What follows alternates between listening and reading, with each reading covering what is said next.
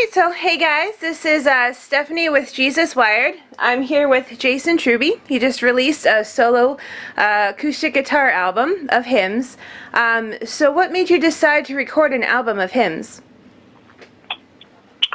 Well, I've been doing fingerstyle covers of hymns and some live performances over the years when I do acoustic sets. And actually my wife's idea, she kind of stopped me and said, have you ever thought about doing, kind of a therapy type album for, people that are suffering? I thought that was a really cool idea, and I thought, well, nothing better than hymns to kind of give us a reminder of our faith and familiar melodies. And so anyway, went in to tracking that, and I had a good friend that works at a cancer treatment center here in my neck of the woods, and they decided to make it available to patients and staff who were helping people with cancer, and so that's how it all got started. Well, that's pretty cool. It's certainly a very beautiful, peaceful album. How did you decide which hymns to include on the album? Yeah, that was tough, and that didn't happen quick because there's hundreds of great hymns. So after probably about 3 weeks of research, and so one factor was making sure that the content was something that would kind of take people away from their suffering a little bit and give them hope and distract them from the pain. And then secondly was, musically, is it something I can arrange in a fingerstyle, dual or solo guitar format, and will it flow, with the concept of the album? So it's not just random songs. The idea was like that the whole album would be like one very long song, even though it's a collection of different hymns. So, in some cases, one song was written in the 8th century. It's extremely old, and then most of the rest of them, I don't think they get any closer to our time frame. It's about 1863, I think, before the Throne of God was written. And so some of them are personal that I like. They're really popular. Some of them may be a little bit more obscure, but really those two factors, melody and what would phrase well for either an open tuning or fingerstyle guitar, and then the lyrical content. Well, that's pretty cool. So what was your creative process like for this album? Well, I mean, that's kind of a broad stroke question. Pretty much once I narrowed down which hymns I was interested in,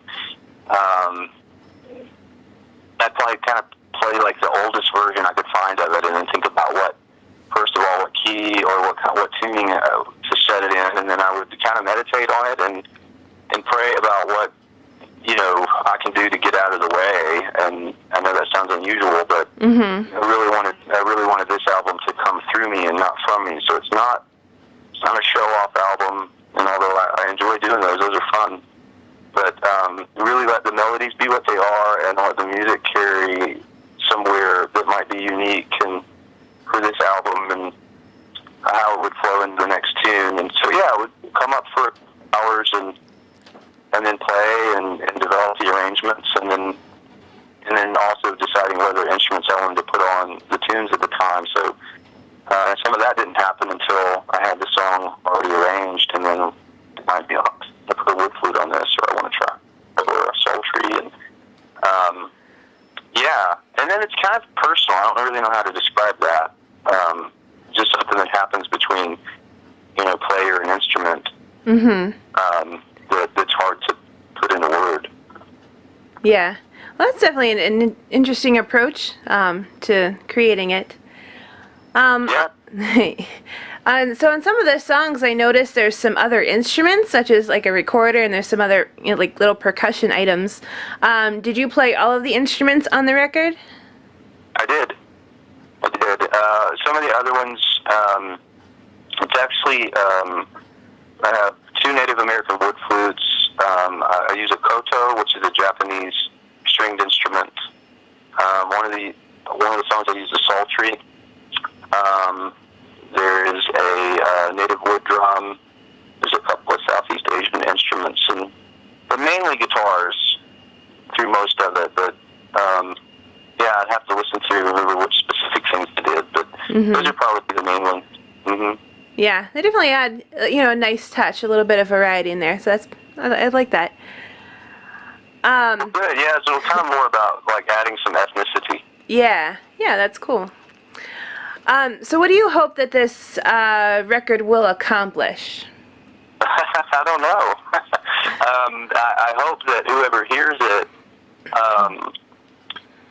specifically those that we kept in mind in creating it, which are people that are suffering, whether it be through sickness or material circumstances, or someone's in recovery, or the death of a loved one, or divorce.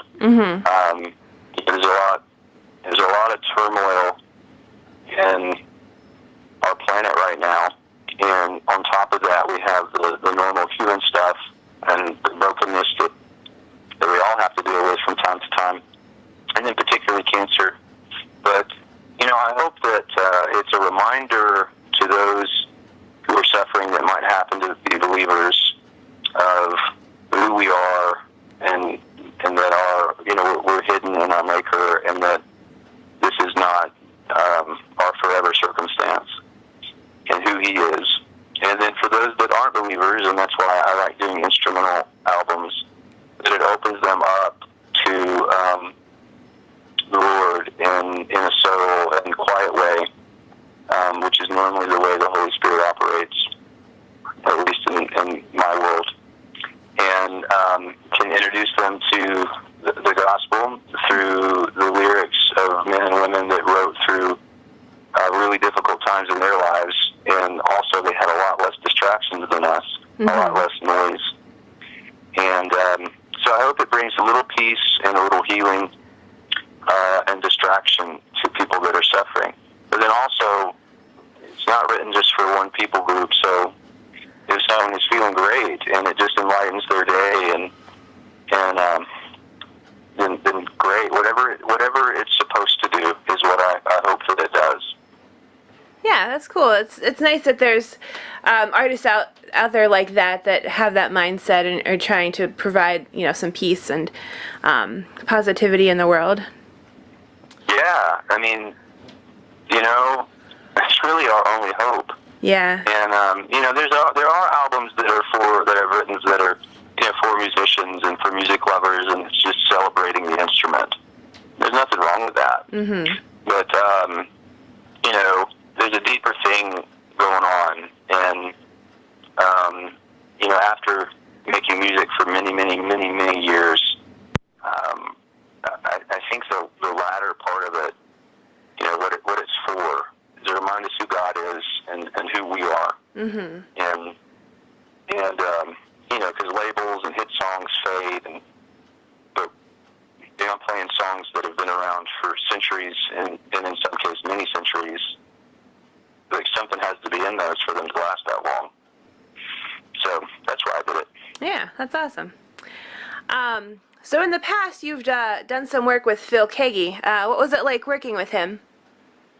Phil's a dear friend, and it was great. There's not, I don't know how to say this, but there's a few times in life where you have true friends, and then there's very few times when you have people that you can write and play with that are like-minded in their approach. And I was able to work with Phil for the first time on the first POD album I was on, and we just hit it off and became really good friends, and have written off and on ever since. And yeah, he's a musical mentor and then also a friend, and it's just a really neat dynamic, because he's got a few years on me, but he loves the Lord and loves the instrument and pursues excellence and really helps people play up, and is humble. And yeah, I love Phil. I love writing with him, and I hope to continue to do so while we're on this side of heaven. Yeah, that's great. And as you just mentioned, you spent a few years with the band POD. Do you have any memorable experiences from that time? Well, all